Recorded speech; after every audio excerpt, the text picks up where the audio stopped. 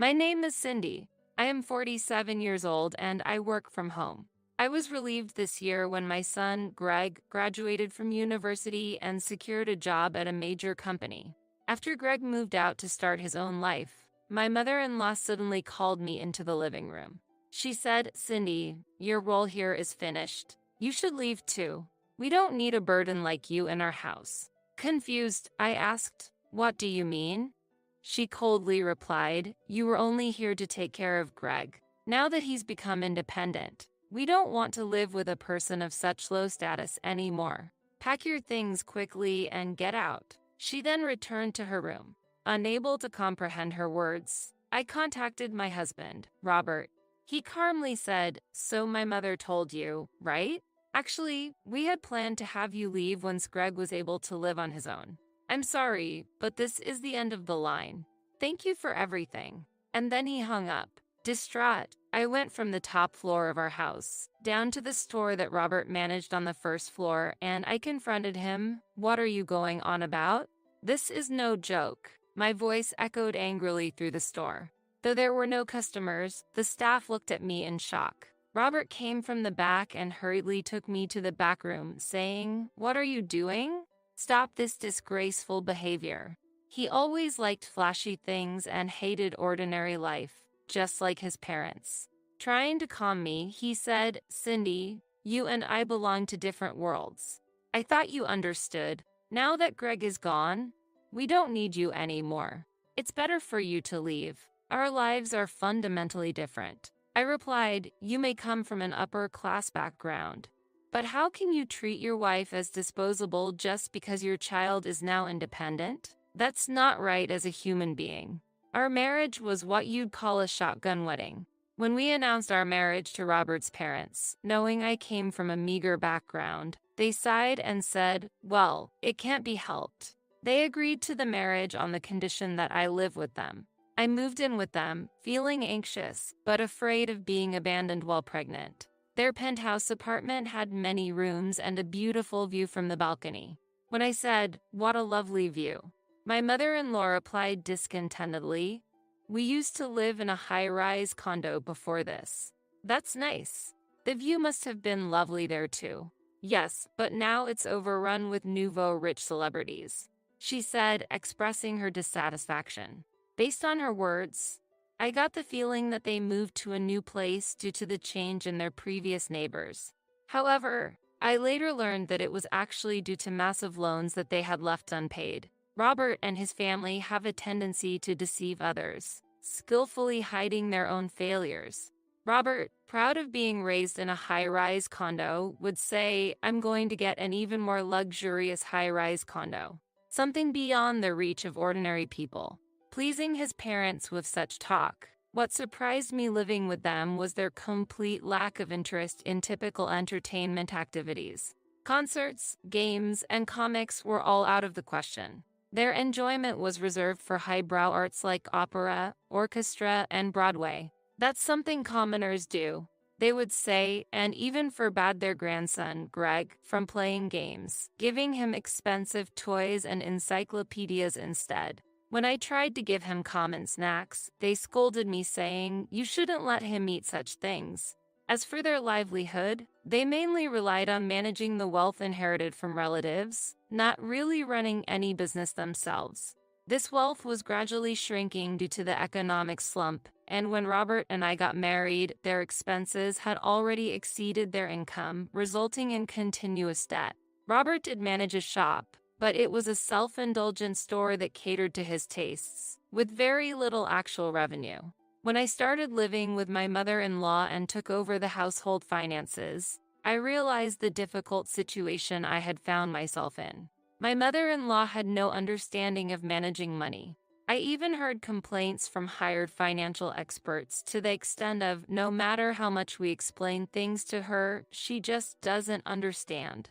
She grew up in a wealthy family and married into this household without knowing the real world. The concept of running out of money was alien to her.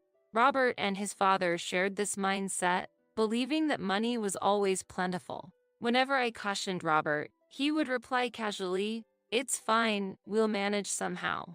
I work as a freelancer from home, and fortunately, I was able to continue this work even after giving birth. Due to their lack of common sense, ensuring the healthy development of my son, Greg, fell solely on me. The result was that my husband's family's finances became dependent on my income, a situation that has continued since we started living together. I had a strong desire to perfectly manage the household chores for the sake of my son, Greg, and despite my busy work schedule, I always made sure to complete them. Even if it meant working through the night, it was due to this that they were unaware that I was really working. His parents were under the misconception that Robert was financially comfortable, while he believed his parents were supporting the household. Thus, my mother-in-law left all the housework to me and indulged in a luxurious lifestyle, spending her days at the theater or shopping and enjoying dinner shows at night. Seeing me working at the house without makeup, she would sarcastically comment, "Shouldn't you pay a little more attention to your appearance?" It's unbelievable for a woman. When Robert's affair came to light a few years ago, she blatantly defended him, saying, "With a wife like that, no wonder he had an affair." Robert, feeling validated by his mother's support, arrogantly agreed, "Right?" and never apologized to me. My deep love for my son was the reason I endured this harsh treatment. As someone who grew up in an orphanage, I yearned to provide him with a warm home with parents, something I had always dreamed of as a child. I never imagined that my husband and mother-in-law had planned to kick me out once my son became an adult. With Greg becoming independent, however, I partially fulfilled my wish to give him a family of his own. I was initially shaken by the sudden demand from my mother-in-law and husband to leave, but then I realized that there was no point in living with those who looked down on me, treating me like a servant. If life lasts 100 years, then at only 47, I'm not even at the midpoint yet. The thought of living a joyful life for myself excites me. I will no longer need to care for my in-laws or Robert. Regaining my composure, I confronted Robert, replying, "Yes, indeed, our social classes are different." He seemed satisfied and arrogantly said, "That's right. By the way, I won't pay any alimony. Be grateful for the trouble I've taken to care for you up to now." I didn't want to be involved with them any further, and I doubted they could afford to pay me some kind of compensation. In reality, they would be at a loss without me. The thought of their foolish faces when they realized the truth made me laugh, and I found the idea of seeking compensation as trivial, responding with an understood. Robert, as if finishing a job, readjusted his stylish hat and said with pretense, "Well then, make sure to pack your things." Robert and I successfully completed our divorce proceedings, and I moved into a new house that was conveniently close to my workplace. As I showed my appreciation and said, "Thank you for everything," my in-laws looked at me with relief, muttering, "To think we were deceived by such a woman." And well, it's easy to be thoughtless when you're young. They maintained their air of superiority until the end, looking down on me. 2 months into my new life, I received a phone call from my former mother-in-law. It was exactly the scenario I had expected. When I answered the phone, my arrogant former mother-in-law asked, "How are you doing, Cindy? Have you gotten used to living on the streets?" To which I confidently replied, "Yes, thanks to you. The high-rise condo is wonderful." "What? Didn't you hear me? Or are you going deaf? It's the high-rise condo, the high-rise condo. The high-rise condo, you say? Stop joking. Is that the name of the building or something?" "No, it's the well-known high-rise condo that you're aware of." I made it clear to her. She still didn't understand and grumbled, "How did the security of these modern high-rise condos get so lax to let someone like you in?" "No, I'm living here properly. By the way, what floor were you living on when you used to be in the high-rise condo? Why would you ask such a question?" She replied, surprised, "Just curious. Were you around the 15th floor? Don't be ridiculous. Our condo was on the 24th floor. "Oh, I see. So that's exactly half the height of the floor I'm living on now." "What, you're living on the 48th floor?" she exclaimed in shock. "Yes, I'm living freely now that I have no one that I have to look after," I answered. Wait a minute. You didn't. Our wealth? What are you talking about? When you kicked me out, you didn't pay me a dime. Besides, you didn't have enough wealth to buy a high-rise condo. I retorted. Hearing the truth, my former mother-in-law was left speechless and fell silent. Soon after, I heard Robert's voice saying, "Hand it to me, Mom." When he took over the phone, he asked in a trembling voice, "What's this about? What do you mean you're the owner of this building?" It seemed they had just found out this fact and were in a rush to contact me. I could hear my former mother-in-law shouting in the background, "This can't be true." In reality, the building where Robert's store and the top-floor residence were located had been my property for the past 15 years. Previously, they paid rent for the apartment and the store, but as their wealth continued to dwindle, I, looking for investment opportunities, had purchased this building with the future in mind. Until now, the rent and store fees were almost free, but now that we were divorced and essentially strangers, I decided to charge them as tenants. Over the phone, Robert exclaimed, $10,000 for the store and $3,000 for rent? I can't pay that right now. No, that's the market price. What we had before was an exception. I responded. Robert, as well as my former in-laws, lacked real work experience and had been living off their family fortune, so they were ignorant about asset management and real estate. Still, you are Greg's father and grandparents. That's why I had been patient until now, I said, returning their own words back to them. I could hear Robert's heavy breathing when suddenly, my former father-in-law took the phone and shouted, "Wait a minute. Don't get ahead of yourself. How did you get so much money? It's impossible for someone to earn that much." That's when I revealed to them, "Actually, I've been hiding this, but I'm a game designer." What? You never liked games, so I couldn't talk about it before. But actually, I'm quite well known in this industry, and I have patents, so I'm not struggling for income. The truth is, I loved games and started making my own in high school as part of the computer club because I couldn't afford to buy any software. It turned out I had a talent for it, and before getting married, I had created a popular game that became a well-known title. However, Robert, who was unfamiliar with the gaming industry, didn't know anything about this. Games. You might not know this, but the gaming industry is rapidly growing and now stands as one of America's biggest consumer content. My former father-in-law raised his voice in dissatisfaction, even saying that, "It can't be that much. You must have done something illegal." "Robert, we were almost tied to a criminal," he exclaimed in outrage. Frustrated by such accusations, I retorted, "Actually, my annual income is $3 million. I can send you the tax documents if needed." It seemed Robert and my former mother-in-law heard this, as I heard astonished voices through the phone saying, "What? $3 million? That can't be true." My former father-in-law, clearly upset, said, "Well, it seems like a thriving industry. Ordinary people's money can add up, huh?"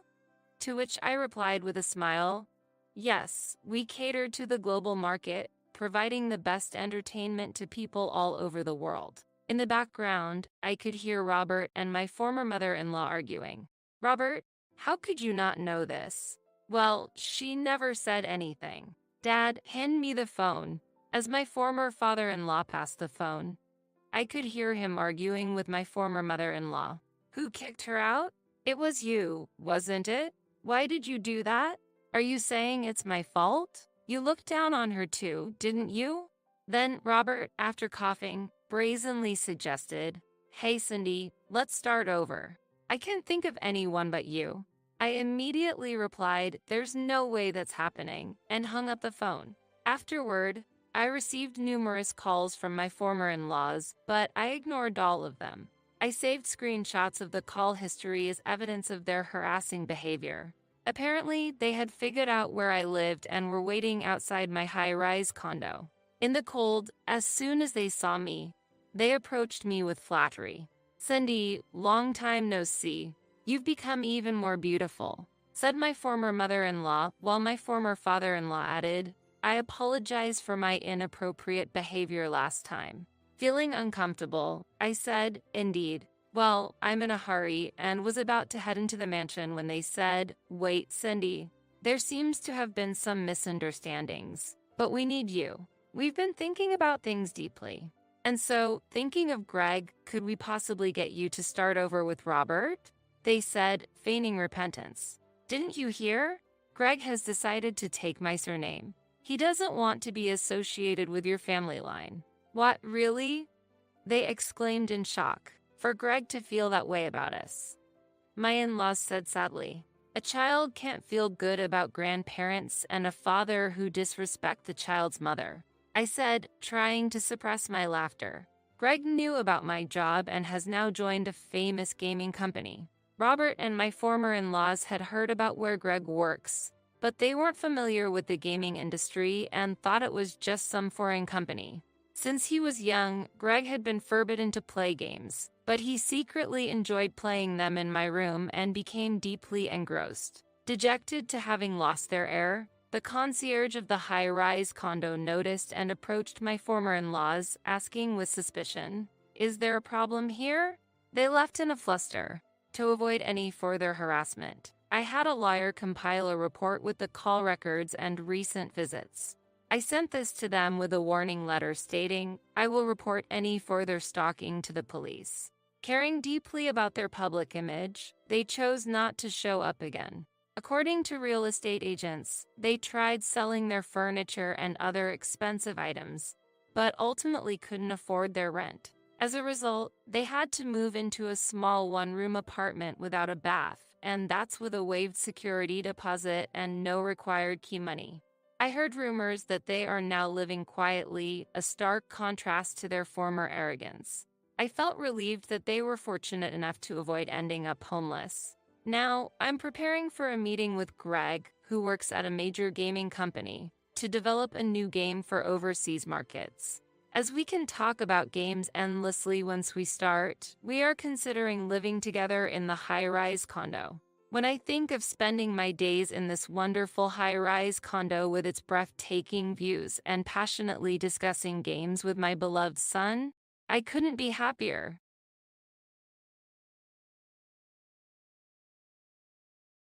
My name is Suzanne. I'm 45 years old. My husband is the same age as me, and we live together with his mother. I have a feeling my mother-in-law will have something to say, so I better get dinner started. Time sure flew by. Before I knew it, it was past 5 p.m. I took a short break and headed to the kitchen on the first floor. It seemed my mother-in-law hadn't come home yet. I took a moment to relax and started to think about the dinner menu.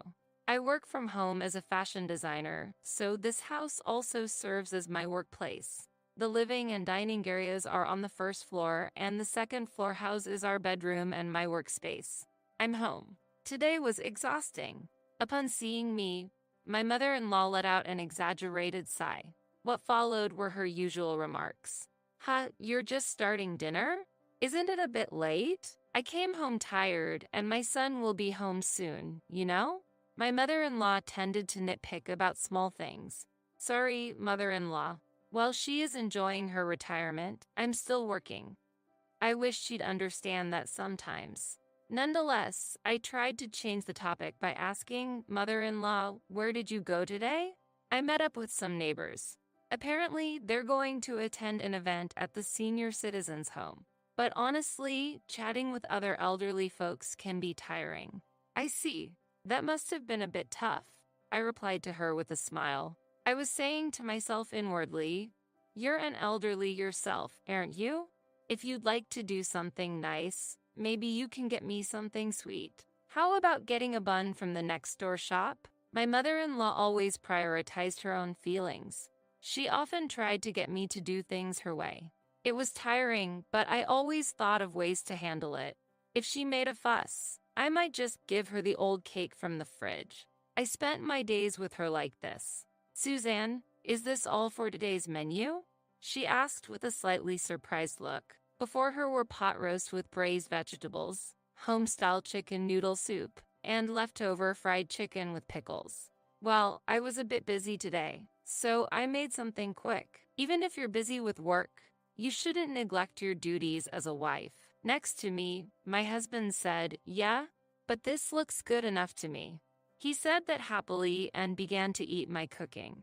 There was a subtle tension at the dinner table. When I was a newlywed, I was always on edge, but I lived each day to the fullest. I'd get up early, stay up late, cook, sew, arrange flowers. I cherished each of these hobbies.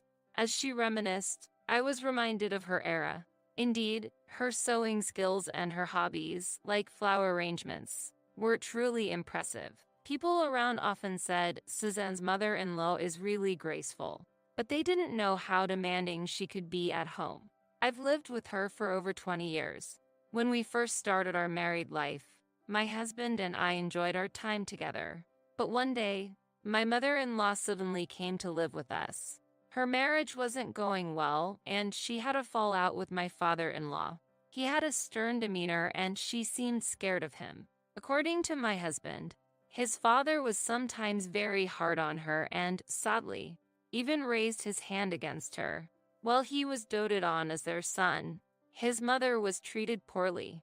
Then, when my father-in-law suddenly declared he was remarrying, she had to leave with nothing. Nearing 50, she seemed lost with nowhere to go. My husband and I decided to take in my mother-in-law because we were concerned about her. 20 years have passed since then, and I began to notice changes in my mother-in-law's personality. She started directing the same behavior she had once received from my father-in-law towards us. One day, when I was busy with household chores and couldn't make tea, I asked my husband to do it for me. He kindly obliged, but my mother-in-law shot me a look and asked, "What are you doing?" "I'm sorry, my hands are full right now." "So what? You only contribute $500 in rent every month. What are you thinking?"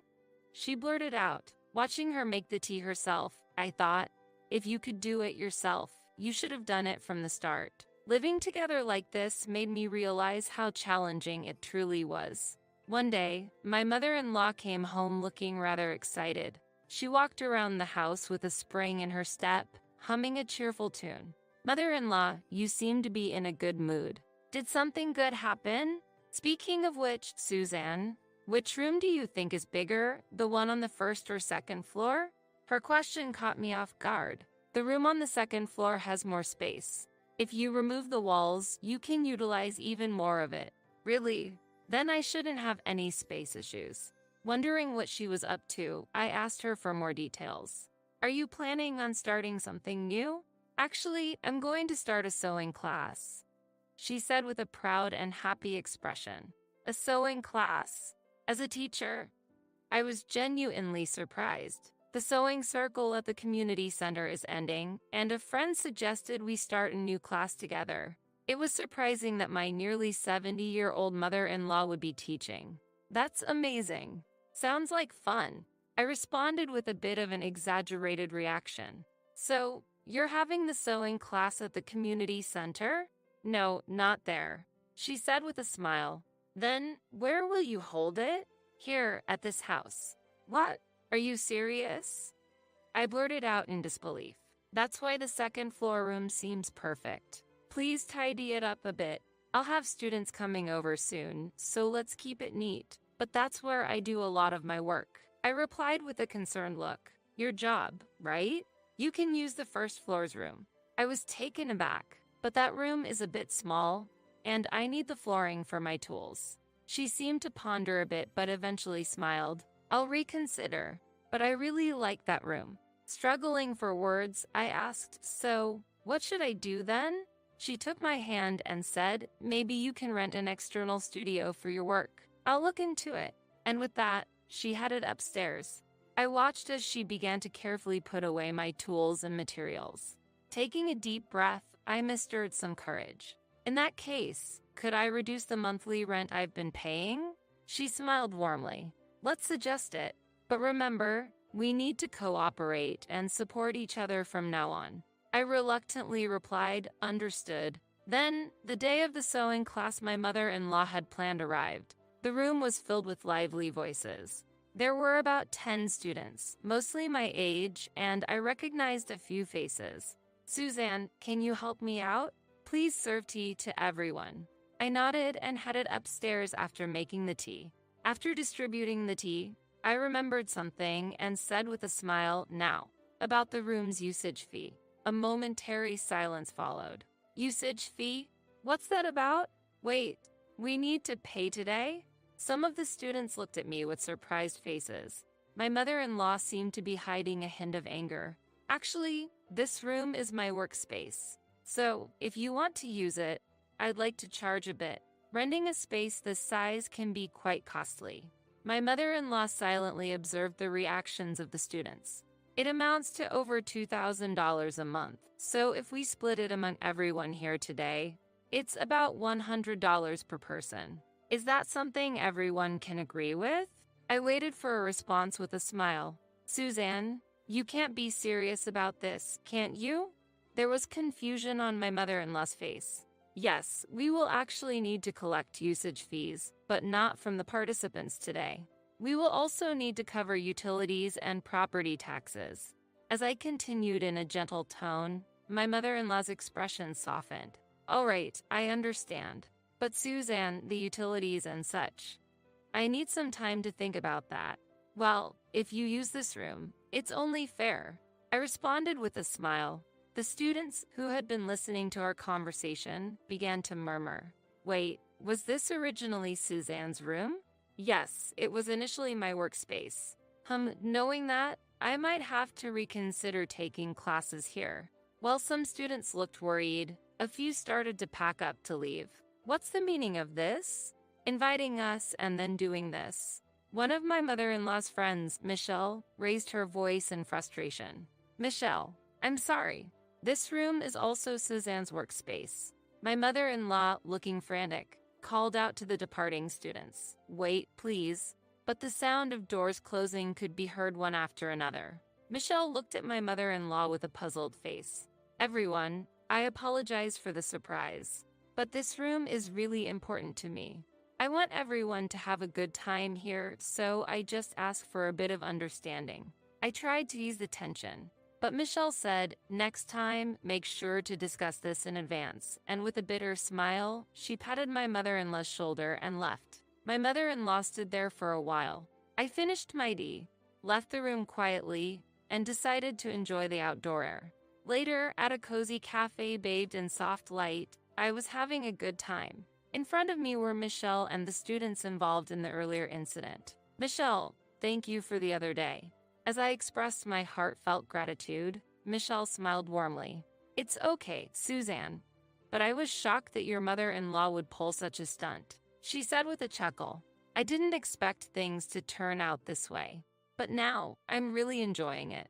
A student sitting next to me said shyly, "That day's events were actually a plan we had secretly hatched. The truth is, Michelle is the mother-in-law of my friend and we've always been close. She always sees right through me when I'm in trouble. That's why, with Michelle's help, we decided to execute a certain plan." One of the students, who was the only one unaware of the situation, exclaimed, "Wait, all that was planned?" I said with hopeful anticipation.